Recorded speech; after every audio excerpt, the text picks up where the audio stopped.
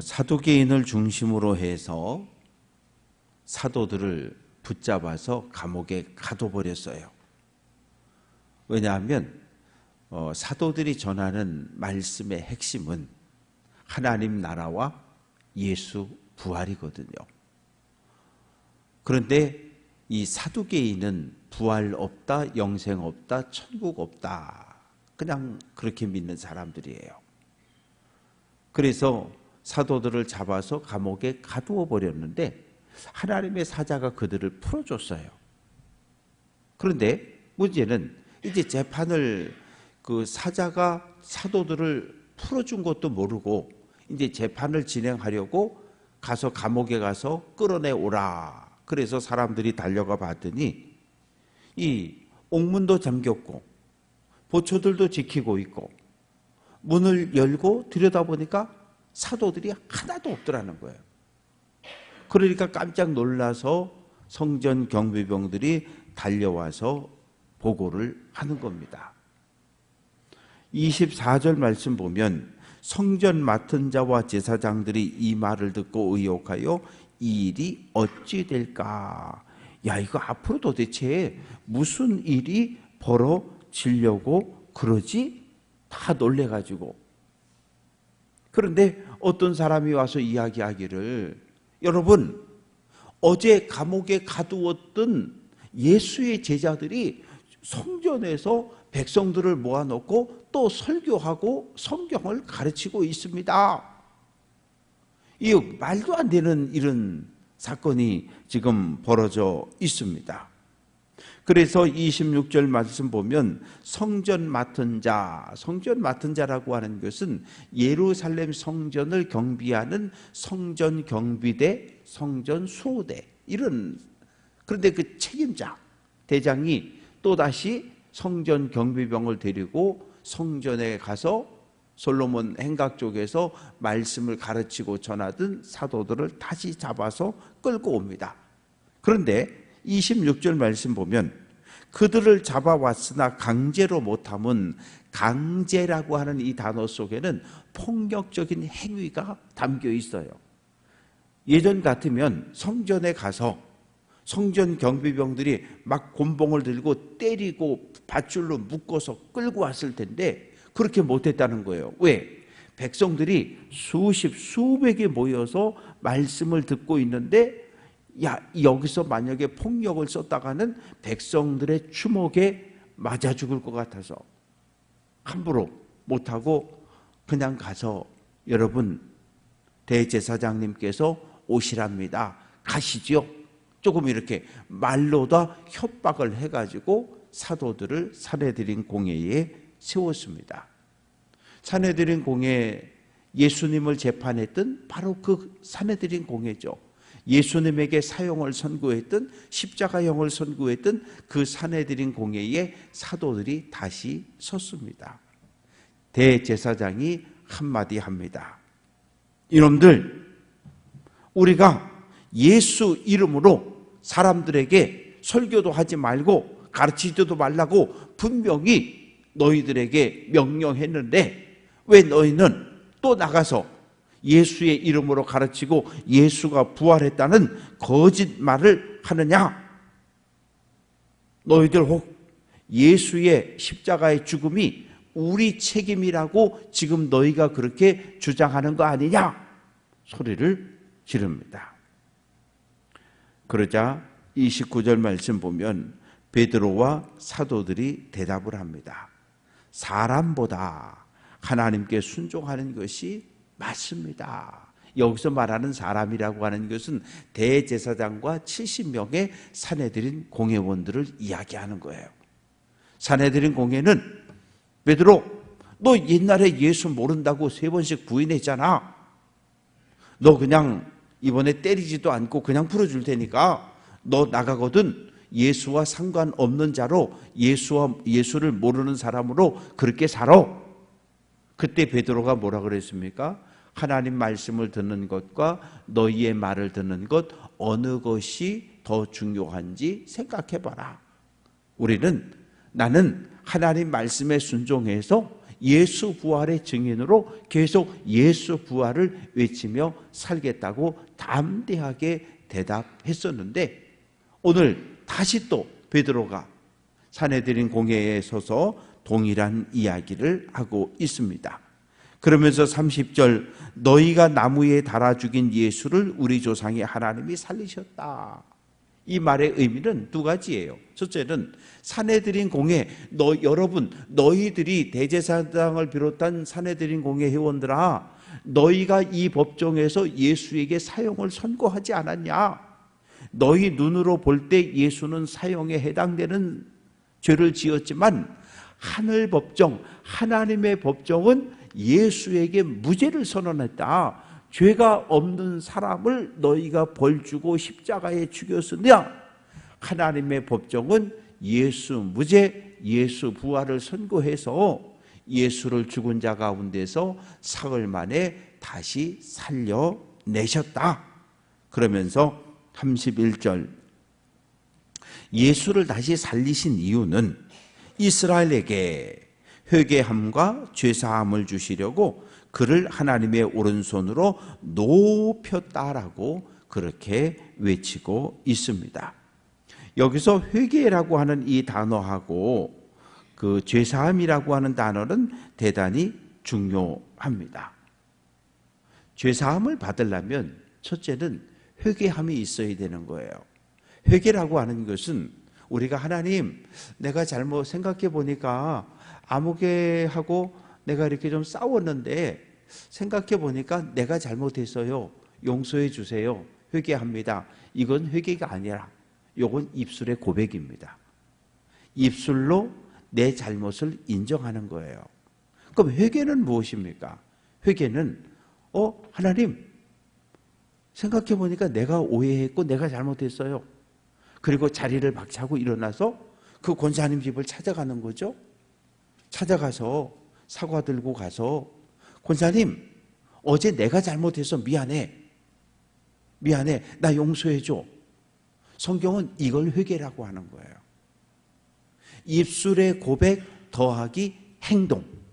그래서 동일한 잘못을 반복하지 않겠다는 결단까지를 포함하는 이 행동을 성경은 회개라고 이야기하는 거예요.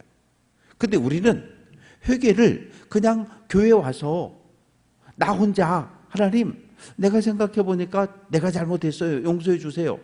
그러면 나는 죄사함 받았다고 생각하는 거예요. 아니, 그렇지 않아요. 성경은 입술의 고백과 행동, 내가 잘못했어요, 깨우침과 찾아가서 용서를 구하는 이 행동까지를 회개라고 표현하는 거예요. 그러니까 우리가 입술로는 하나님, 내가 생각해 보니까 내가 잘못했네요. 용서해 주세요. 잘못했어요. 그러면 나 이제 죄사함 받았어? 나는 마음이 편한데 상대방은 여전히 아픔 속에 있는 거잖아요. 그러면 어떻게 해야 돼요? 그건 아니에요. 찾아가서 내가 생각해 보니까 내가 잘못했어요. 미안합니다. 용서해 주세요. 그랬을 때 그것을 진정한 회개라고 성경은 이야기하고, 진심으로 회개했을 때 죄사함이 선포되는 거예요. 그래서 세례 요한도 요단강에서 회개의 세례를 줄 때에 찾아와서 사기쳤습니다, 도둑질했습니다, 거짓말했습니다, 때렸습니다, 죄를 입술로 고백하면 다시는 동일한 죄를 반복하지 마십시오 야단치고, 그리고 물로 세례를 주었잖아요. 그래서 회개와 죄사함은 거의 동시에 일어나는 하나님의 은혜입니다. 그래서 우리는 32절, 우리는 예수 부활의 증인이요 하나님이 자기에게 순종하는 사람들에게 주신 성령도 그러하니라. 이 말의 의미는 복음을 전하는 것, 이것은 사람의 눈치를 보면 복음을 전할 수가 없어요. 사람들의 눈치를 살피기 시작하면 하나님의 말씀을 온전히 전할 수 없어요. 목회자는 강단에서 하나님의 말씀을 전하는 사람인데 성도들의 눈치를 살살 살피기 시작하면 하나님의 말씀을 온전히 전할 수가 없어요. 성도들이 듣기 좋아하는 말씀만 전할 수밖에 없는 거예요. 근데 그것은 하나님이 저를 이곳에 세우신 뜻을 어기는 거예요. 그래서 사도들은 유대교, 산헤드린 공회, 바리새인, 사두개인 그들의 눈치를 보지 않고 매를 맞고 박해를 받을지라도 하나님께 받은 말씀, 예수님의 말씀을 전할 것을 다시 한번 선언하고 있습니다. 그러자 33절 그들이 산헤드린 공회 공회원들이 듣고 화가 났어요. 저놈 죽이자, 저놈 죽이자. 예수를 죽인 것처럼 예수의 제자들도 죽이자고 소리를 치고 있습니다. 그때 한 사람이 일어섭니다. 34절 바리새인 가말리엘은 율법 교사로 모든 백성에게 존경을 받는 자라. 가말리엘이 그때까지 가만히 앉아 있다가 자리에서 일어섭니다. 여러분, 저 죄인들을 잠시 내보냅시다. 너희 나가. 그래서 피고석에서 내보내요. 이 가말리엘이라고 하는 사람은 누군가 하면 유대교를 대표했던 두 위대한 랍비가 있는데 한 사람은 힐렐이고 한 사람은 샴마입니다. 힐렐의 손자가 가말리엘이에요. 가말리엘의 제자가 누굽니까? 사도 바울입니다. 대단히 영향력 있는 사람이죠. 이 사람이 일어나서 여러분 좀 조용히 좀 해보십시오. 그러면서 이 예수의 제자들 사도들을 정죄하는 것을 조심하라. 조심하라라고 하는 이 말의 표현은 함부로 대하면 안 된다는 얘기예요. 함부로 결정하면 안 된다 그런 이야기입니다. 조심하라 이 말의 의미는 너희 마음을 꼭 붙잡으라는 거예요. 너무 감정에 휩쓸려서 분위기에 휩쓸려서 결정을 내리면 절대 안 된다는 거예요. 왜 그러냐 하면 두 가지 예를 드는데 첫 번째는 36절 이전에 드다가 일어나. 드다라고 하는 이 사람은 주전 4세기경 예수님이 태어날 그 즈음에 헤롯 대왕이 죽었어요. 예수가 태어나고 헤롯 대왕이 죽었는데 이 헤롯 대왕이 죽었을 때 갈릴리부터 시작해서 여러 지역에서 야 헤롯 대왕이 죽었다. 이참에 로마로부터 독립을 쟁취해보자. 그래서 막 여기저기서 사람들이 벌떡벌떡 일어났는데 그 중에 한 지도자가 드다라고 하는 사람입니다. 내가 메시아야. 내가 요단강을 가를 수 있어. 이렇게 주장하면서 많은 사람들이 그를 따랐는데 한 400여 명이 드다를 따랐습니다. 그런데 로마 총독이었던 구피우스 파두스라고 하는 총독에 의해서 드다가 죽임을 당하고 지도자가 죽으니까 따르던 400명이 다 흩어져 버렸어요. 그리고 두 번째는 37절 그 후 호적할 때에 갈릴리에 유다가 일어나. 호적할 때라고 하는 것은 주후 6년에서 7년경에 호적을 조사한 때가 있었는데 그때에 갈릴리에서 유다라고 하는 사람이 일어났어요. 여러분, 우리는 하나님의 거룩한 백성입니다. 언제까지 우리가 저 로마에게 세금을 바쳐야 합니까? 세금을 바치는 유대인은 겁쟁입니다. 세금을 내지 맙시다. 납세 거부 운동을 주동했던 사람이 유다라고 하는 사람인데 이 유다의 주장에 동조해서 열심당원과 많은 사람들이 추종을 했어요. 그러나 구레네 총독에 의해서 유다가 죽임을 당하자 그를 따랐던 많은 사람들이 또 다 흩어져 버렸어요. 이 두 가지 역사적인 사실을 이야기하면서 38절 여러분 에휴 저 예수의 제자들 그냥 내버려 두십시다. 상관하지 말라고 하는 말은 관계 맺지 말고 신경 쓰지 말고 그대로 내버려 두라는 거예요. 왜? 만약에 이들이 가르치는 예수의 복음 하나님의 나라 이들의 사역, 병 고치고 귀신 쫓는 것이 사람에게서 시작된 것이면 이 반드시 무너질 겁니다. 금방 무너질 겁니다.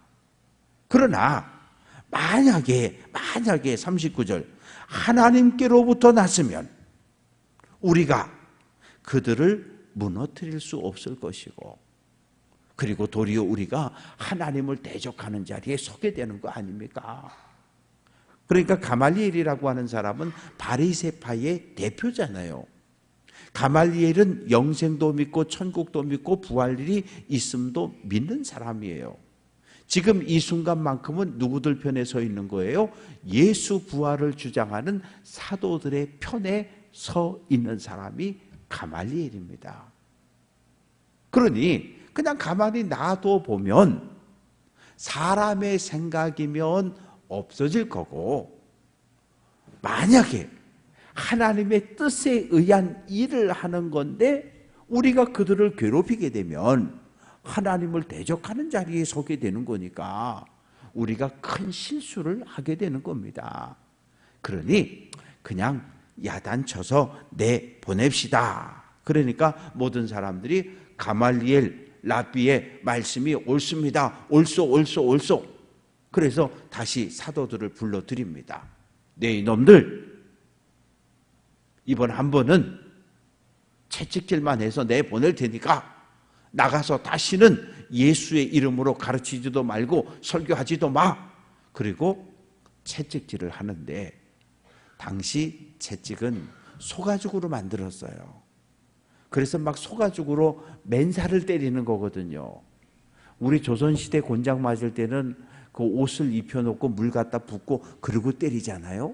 그런데 이 유대에서 채찍질 할 때는 겉옷을 벗기고 맨살에다가 때려요. 그런데 이 소가죽으로 39대를 맞으면 등이 엉망이 되는 거예요. 찢어지고 피가 나고 갈라지고. 근데 제자들은 그렇게 해서 39대, 40대가 넘어가면 율법을 어기는 거니까 혹시 때리다가 잘못 때리면 안 되니까 39대까지만 때리고 40대를 때리지 않았거든요. 그런데 41절 말씀 보면 사도들은 예수의 이름을 위하여 능력, 고난받는 일에 합당한 자로 여기심을 기뻐하면서 공회 앞을 떠났다. 사도들이 아유 아파 죽겠네 이러면서 공회를 떠난 것이 아니라 모두 얼굴이 환해졌어요. 왜? 우리가 당한 이 고난은 예수님이 십자가에서 당한 그 고난과 동일한 고난이라는 거예요. 우리가 예수의 제자인데 예수의 제자가 되었기 때문에 우리도 예수님처럼 고난당한다. 이 고난당하는 것을 기뻐하면서 찬양하며 떠났다는 거예요. 이 얼마나 참 놀라운 일입니까? 우리는 어려움이 닥쳐오면 하나님 이 어려움 좀 안 당하게 해주세요. 안 당하게 해주세요. 그러는데 사도들은 고난을 당했는데 그 고난을 기쁨으로 받아들인 거예요. 하나님 참 감사해요. 우리가 예수의 제자가 되었더니 이런 고난을 당하는군요. 예수의 제자로 살게 해주신 것 참 감사해요. 그러면서 하나님을 찬양하며 얼굴이 환해서 사내들인 공회를 떠났고, 그리고 42절 날마다 성전에 있든지 다락방에 모여 있든지 어디에서 무엇하든지 간에 어디에 있든지 상관없이 하나님의 나라를 전하고 예수 부활을 전하고 복음을 전하는 전도자의 삶을 살았다고 오늘 말씀은 기록하고 있습니다. 사랑하는 성도 여러분, 우리가 예수님을 믿는다는 단 한 가지 이유 때문에 고난을 경험했던 분들이 계셔요. 물론 오늘도 여러 가지 형태로 고난과 어려움을 겪는 분들이 있습니다. 그럴 때 우리는 어떻게 해야 할까요? 오늘 사도들처럼 예수 때문에 내가 고난당하는 것으로 인해서 기뻐할 수 있는 성도들이 되었으면 합니다. 성숙한 믿음, 큰 믿음을 소유하고 예수 때문에, 신앙 때문에 고난을 겪을 때에 그 고난을 기쁨으로 받아들이고 내가 예수의 제자가 되었구나. 예수의 제자가 되어서 예수님이 당했던 그 고난을 오늘 나도 겪는구나. 기뻐하고 감사하며 오늘 한 날도 믿음의 길을 잘 달려갈 수 있는 귀한 성도들 될 수 있기를 주님의 이름으로 축원합니다.